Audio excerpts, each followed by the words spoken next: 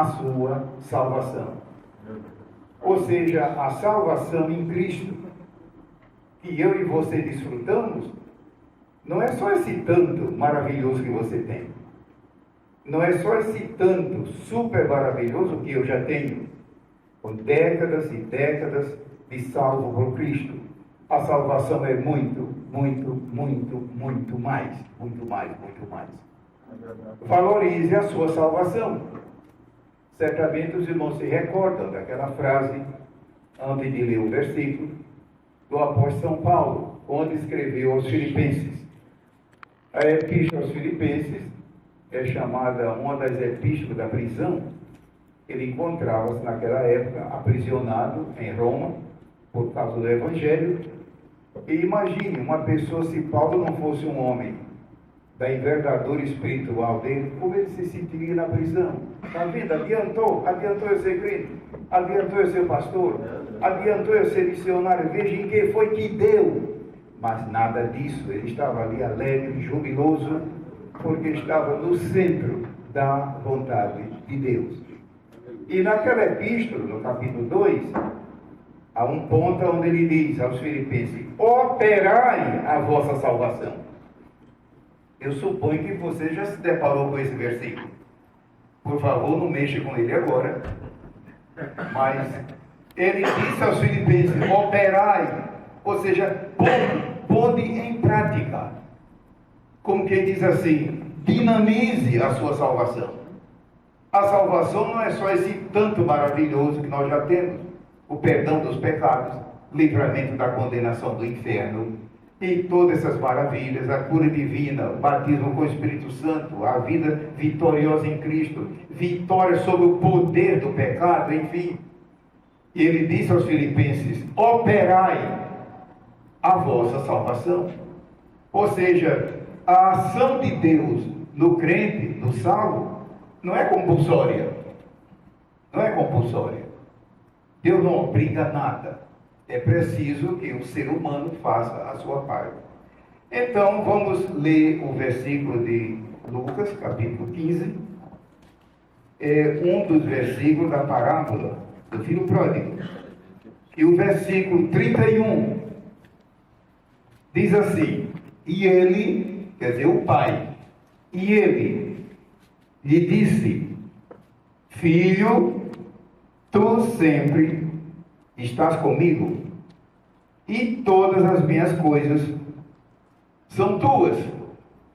É este versículo que nós separamos para meditar esta manhã. E eu vejo nas palavras deste homem grandes coisas a respeito da salvação. Primeiramente, diz aqui o texto: filho, é o meu primeiro ponto. Irmão, bem sabe que a palavra, o termo filho, quando dito com amor, pronunciado com afeto, tem um grande peso sobre, não é somente a criança, não é somente o recém-nascido, não é somente o pré-adolescente, é todos nós, mesmo na idade em que estamos, tem muito efeito. Se é que o nosso pai terrestre está vivo. No meu caso, por exemplo, meus pais já passaram para o Senhor há muito tempo, graças a Deus que eram salvos. Mas ele começou dizendo: o pai ao filho. Filho é uma das palavras mais doces que existe. Eu sei que, infelizmente, milhares e milhares de crianças não tiveram esse privilégio, né? Há muito ser humano, eles e elas, que não querem nem recordar nem uma grama, nem um instante do passado. Mas não é esse ponto que eu quero chegar, ao lado negativo. Mas um lar de boa formação, um lar, mesmo que não seja temente a Deus, mas de boa formação, tem muito peso quando o pai se dirige ao filho ou a filha e diz: filho, dito com amor. Então, a primeira menção dessa palavra aqui é de grande peso.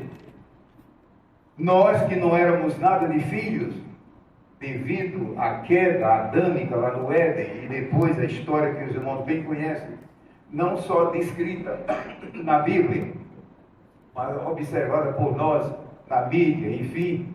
Eu não sei a idade que você tem, mas com a sua idade você já viu que a raça humana cada dia vai de mal a pior. Apesar de todos os recursos que o governo tem lançado mão de educação, enfim, mas a verdade é que no sentido moral, a massa humana cada vez mais se afunda. E nesse tempo, nesse meio, Deus por sua graça nos alcançou. Cada um aqui tem sua história. Como foi que a graça de Deus o alcançou? Transformou o seu viver. E hoje, pela graça de Deus, além de salvos, ainda nos concede o privilégio de cooperar na sua obra. Filho. Então nós fomos adotados. Nós fomos adotados na família de Deus.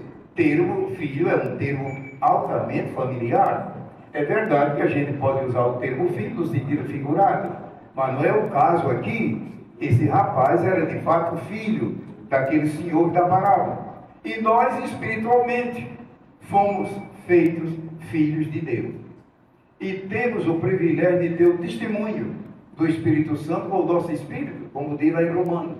E o Espírito testifica com o nosso. Não é testifica ao nosso. Testifica com o nosso espírito, que somos filhos de Deus.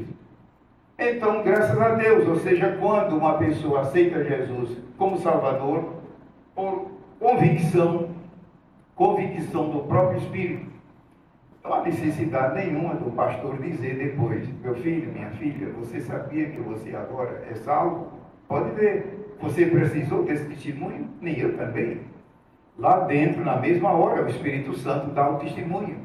É verdade que o pastor, sendo pastor e dirigente, ele repete, mas o primeiro testemunho é o do Espírito Santo dentro de nós, de que nós fomos adotados na família de Deus como filho. E como filho, portanto, somos herdeiros. Então, as bênçãos da salvação não são somente esse tanto que nós já temos. Eu entendo que aqui no auditório deve ter homens e mulheres que andam bem pertinho de Deus, em profunda comunhão com Ele, como a Bíblia diz que Noé andou com Deus, enfim. Mesmo assim, a salvação não é só esse tanto, Deus tem muito mais. A salvação é infinita. Ou seja, quanto mais o crente se santifica, quanto mais o crente busca Deus, quanto mais o crente almeja e ora, mais recebe. Deus, ele dá água a quem tem sede. Você já viu que a gente beber água sem ter sede é quase que um purgante. Eu suponho que alguém aqui já fez aqueles exames de laboratório e chega aquela moça e diz: tome esse copo d'água agora. Tudo bem, daqui a 3 minutos, olha, tome mais esse copo d'água. E daí a pouco diz: não se aborreça, mas tem que tomar mais esse copo d'água. Que quando chega no quarto, você já viu, não é fácil. Mas quando você está morto de sede, minha gente, a água. Eu me lembro de uma vez que eu estava fazendo pesquisa no Oriente Médio, que aparentemente parece uma coisa de louco, mas eu e mais 3 jornalistas evangélicos da área pentecostal, só tinha eu, os outros meus colegas eram de outra denominação. Nós resolvemos fazer por terra aquele trecho que vai do Golfo de Acaba até ao Mediterrâneo, para cruzar o Sinai por dentro, uma coisa de louco. Então o que fizemos? Pedimos licença ao governo egípcio. O governo egípcio disse: olha, eu posso autorizar, mas se um soldado for a bordo, e um soldado armado, e outra coisa, vocês terão que pagar ao soldado. Eu estou contando a história, fizemos o levantamento, e daria para a gente pagar o soldado armado, ou seja, ele podia a qualquer hora, se quisesse, matar a gente. E o nosso rumo era cortar a península do Sinai, inclusive visitar aquele campo onde tem 960 tanques, que não chegaram a dar nenhum disparo e foram destruídos naquela guerra de Israel, que os irmãos bem conhecem. E a que ponto eu quero chegar? Nós enchemos o carro, uma pequena van, de água, água potável, gasolina também para o carro, tudo, porque no deserto não tem nada, nem restaurante, nem hotel, nem água, só tem água lagartixa e nada mais. Você está vendo que é preciso fé em Deus e quase que ser louco para fazer isso. Porque se alguma coisa falhasse, morria todo mundo. Bom, bebemos muita água, usando sempre aquele chapéu mexicano, porque lá o sol é muito forte. Se você quer, você pode fazer essa experiência. E fomos fotografando e anotando tudo. Só que o trecho que vai lá daquele campo de tanques até chegar no Mediterrâneo, tivemos dificuldade, porque a água começou a diminuir, bebendo muita água, muita água, muita água. Então, quando temos sede, é uma bênção, mas sem sede. Será que esta manhã nós estamos sedentos espiritualmente falando? Aleluia. E mais de Deus, mais da sua graça, mais do seu poder, mais da sua santidade, mais da sua palavra, mais da sua presença? Tudo isso está incluído nessa palavra filho. Ele é o nosso Pai, que nos adotou. E aquela salvação preciosa, consumada por Jesus lá no Calvário, é uma salvação eterna. Ou seja, no que depender de Deus, nunca ela falhará. Infelizmente, do lado humano, muitas vezes falha. Voltando ao versículo 31. E ele lhe disse: filho, tu sempre, aqui também vou demorar um minuto, tu sempre, e falar sobre a perenidade da salvação, a perpetuidade da salvação. Os irmãos já imaginaram se Deus nos salvasse e dissesse: olha, mas se você fizer isso ou aquilo, a salvação está cancelada? Nunca. Agora somos filhos.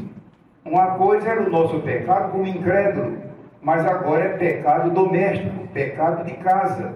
E Deus, por sua graça, nos perdoa. E a Bíblia diz que quem disser que não peca é mentiroso, né? Todos nós pecamos, vez por outra, por pensamento, palavras, obras, atitudes, propósitos. Mas o sangue de Jesus Cristo, seu Filho, nos purifica. Nos purifica de todo pecado. Não só nos perdoa, mas também nos purifica. Tu sempre... Creiamos nessa palavra da Bíblia. Não apenas filho, que tem a ver com adoção. Nós éramos estranhos, totalmente estranhos, de outro mundo, pecador, e agora somos filhos. Uma coisa maravilhosa. Mas agora o versículo diz: tu sempre, a perenidade, a perpetuidade da salvação. É uma preciosidade, ou seja, a obra que Deus realizou é perfeita, é completa. No que depender de Deus, nunca, jamais falhará. É o que Jesus disse lá no Calvário: está consumado. Está consumado. Ou seja, a obra perfeita foi realizada. Voltando ao versículo 31. Filho, tu sempre estás comigo. Estás comigo. É a bênção da comunhão. A comunhão com Deus. Os irmãos se recordam que na época da lei mosaica, só através do sumo sacerdote, e somente uma vez por ano ele poderia entrar no Santo dos Santos, enfim.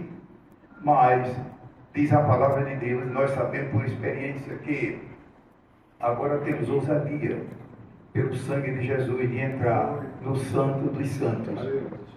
Não somente a sós, mas em grupo, enfim, a oração coletiva.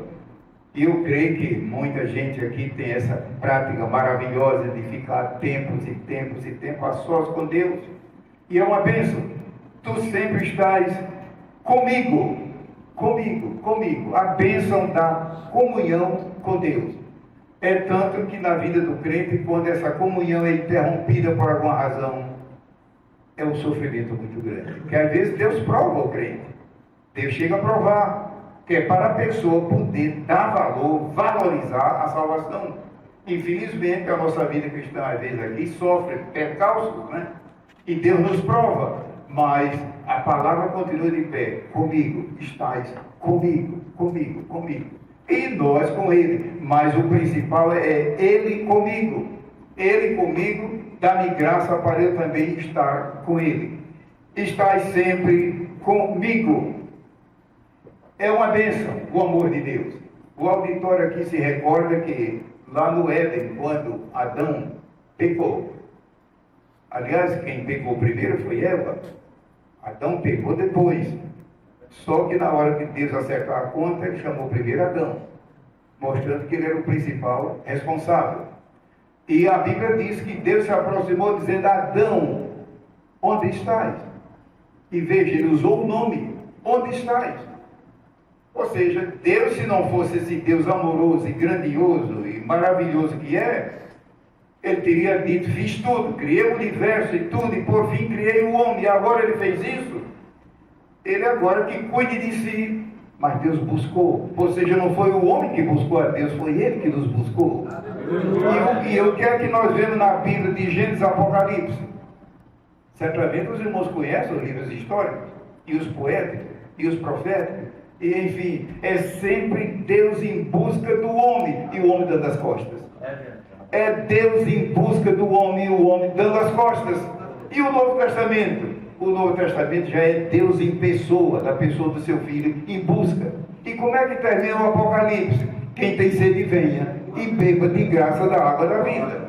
Então a história da Bíblia é Deus sempre em busca do homem. Por quê? Se Deus é santíssimo, mas também Deus é amor.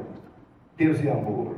E o amor de Deus é um amor maravilhoso, um amor que nunca muda. Lá no livro do profeta Jeremias, ele diz: com amor eterno eu te amei. Creia nisso esta manhã. Aleluia. Creia nisso esta manhã. Com amor eterno te amei. Aleluia. Porque quando um membro de igreja, apenas membro de igreja normal, enfrenta problemas na vida, vicissitudes, tribulações, enfim, ele tem a quem procurar. Seu pastor, seu dirigente, enfim, pedir ajuda. Mas quando um dirigente, um pastor, um líder enfrenta dificuldades espirituais, a quem ele vai recorrer? Se ele for recorrer a um membro da igreja, não dá certo. E por isso a necessidade, muitas vezes, de haver clínica pastoral. Mas no caso aqui, Deus em busca de Adão. E hoje, pela graça de Deus, a salvação está consumada em Cristo e sendo apregoada nos quatro cantos da terra. E você e eu tivemos e temos este privilégio de pertencer a este grupo de salvos. E se por acaso alguém do auditório aqui ainda não é salvo, esta manhã é uma manhã apropriada. Este lugar aqui é um lugar dedicado a Deus. A palavra que eu estou lendo é a palavra de Deus. Nós somos o povo de Deus. Esse lugar foi dedicado a Deus. Então você está em casa para resolver este assunto com Deus. O final do versículo 31 diz: todas as minhas coisas são tuas. Esse ponto eu chamaria as bênçãos inumeráveis, indizíveis da salvação. Todas as minhas coisas são tuas. Irmãos, é uma verdade tão profunda, apesar de ser parábola, que eu prefiro ser franco. Muita gente é capaz de dizer: isso aí é mais poesia. Meu irmão, não é poesia, é realidade. Aleluia. Todas as minhas bênçãos são tuas. E não esqueçamos de que as bênçãos de Deus para a sua igreja, a bênção de Deus para os salvos, não se resume só a esta vida. A nossa vida aqui é curta. Há pessoas que quando chegam aos 100 anos, entram até para o livro de recorde, e chegou para 120, 140, é coisa dificílima. Geralmente a vida dura menos, mas a vida eterna com Cristo é sem fim, é infinita. Aqui nesta vida terrena, temos tempo em que a vida corre bem, mas muitas vezes enfrentamos lutas, tribulações, até perseguições, enfim, é a natureza carnal, é o pecado que ainda está na carne, é o inimigo, enfim. Mas na outra vida com Cristo estaremos totalmente livres e libertos. E como será dali para frente? A Bíblia não revela. Só declara que são bênçãos, bênçãos, bênçãos infinitos. Então vale a pena ser fiel. Aleluia. Vale a pena permanecer fiel. Apesar dos pesares, vale a pena permanecer. Porque a salvação não se resume apenas às maravilhas desta vida. Sim. Então é que teremos bênçãos sem conta. O versículo diz: todas as minhas coisas são tuas. Então, era esta breve mensagem que eu queria deixar esta manhã com os irmãos, repetindo Lucas 15 e 31, quando o pai disse ao filho: Filho! É claro que isso foi dito com amor. Filho! E aquele rapaz merecia, se ele fez tudo aquilo? Não, ele não merecia nada. Mas o pai, a primeira coisa que disse foi: Filho! Eu imagino como é que não deve ter vibrado a alma daquele jovem que estava desgarrado, enfim, como os irmãos bem sabem. É o que Deus fez conosco. Ele nos tratou e recebeu como filho. Como filho, como filho. Então, como filho, nós temos o dever de obedecer.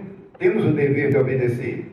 De modo que eu vou concluir apenas aplicando esse primeiro ponto, o crente como filho de Deus, e tomar a primeira epístola de São João como encerramento. Porque a loja tem horário para funcionar.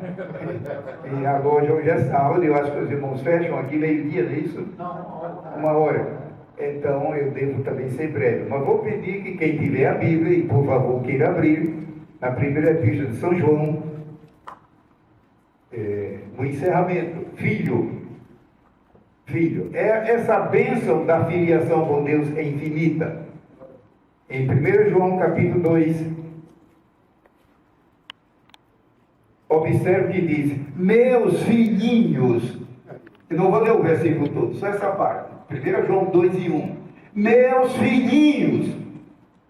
Seja um termo de carinho. Não é apenas amor, é carinho. Filhinhos. Meus filhinhos. E aqui a palavra usada no original do Novo Testamento é filhinho no sentido de lar. A criancinha no lar. E ali é comida, amor, afeto, carinho, cuidado, sapatinho, neto, saúde, amparo, segurança. O termo no original implica isso. Filhinho nesse sentido de um lar que guarda, abençoa a criança e ela vai crescendo. Versículo 1. Vamos para o versículo 18. Lê o capítulo. Veja o 18. Que tem gente que só quer saber do versículo 1. Veja o 18 que diz assim: filhinhos, só vou ler essa palavra. No original aqui, o termo é outro, totalmente diferente. Imagine se uma pessoa não tiver noção de exegese, poderá pregar de maneira errada, pensando que o versículo 1 é igual ao 18. Não esqueça que o versículo 1 diz: meus filhinhos. Ou seja, nós somos não apenas propriedade de Deus, mas pertencemos ao seu lar, amor, carinho, proteção, cuidado, defesa. Você é bom de criar a imagem da mente. Pense agora num lar aqui do Rio de Janeiro, ou seja, ele for um lar, numa família bem formada, mesmo que não sejam crentes. Sossego, proteção, registro, tudo, saúde, roupa, alimento na hora certa, enfim. É o caso do versículo 1. O termo usado no original grego é a criança no lar, protegida, sossegada, defendida, abençoada, e se sacrificam tudo, mas a criança não pode sofrer. No versículo 18 não. No versículo 18 a palavra usada no original é filho no sentido de disciplina. E vamos ver como é que o diabo está agindo hoje. Eles estão querendo, inclusive, perseguir a igreja a respeito de disciplina. E aqui está o versículo 18. O termo usado no original é filhinhos, no sentido de disciplina, mas espero que eu não terminei. Não é só disciplina. O mesmo termo, no sentido semântico, implica também em ensino e aprendizagem. São três coisas. O campo semântico é muito forte nesse versículo 18. É filhinho no sentido de disciplina. Mas disciplina com amor. Olha a palavra filhinhos. Não é apenas filho. Filhinhos.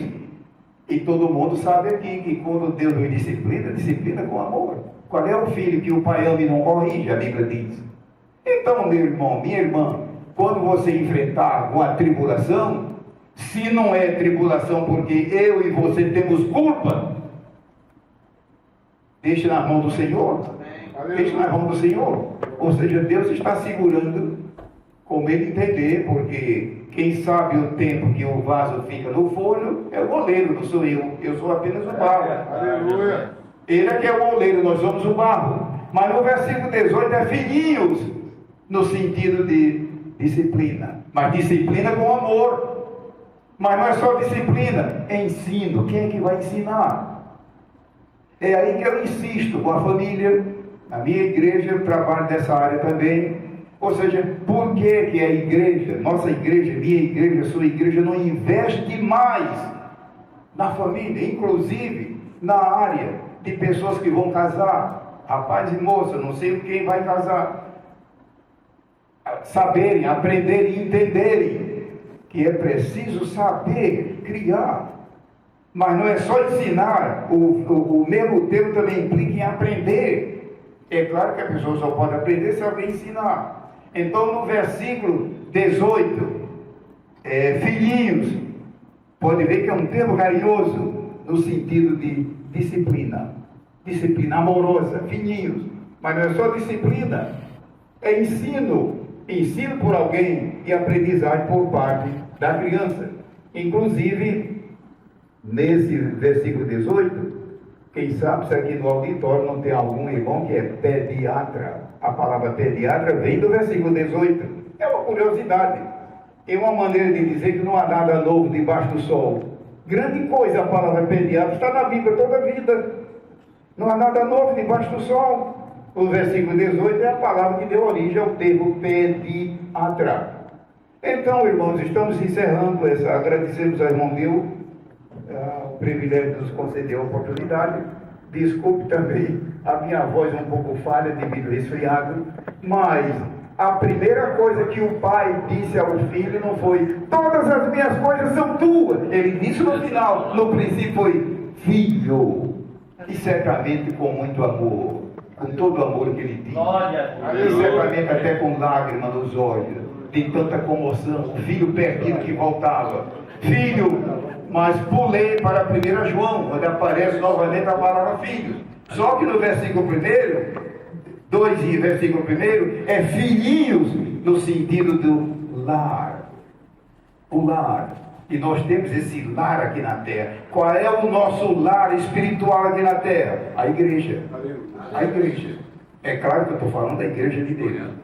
Mas quando formos tirados daqui o nosso lar, é o céu mesmo. É o céu mesmo.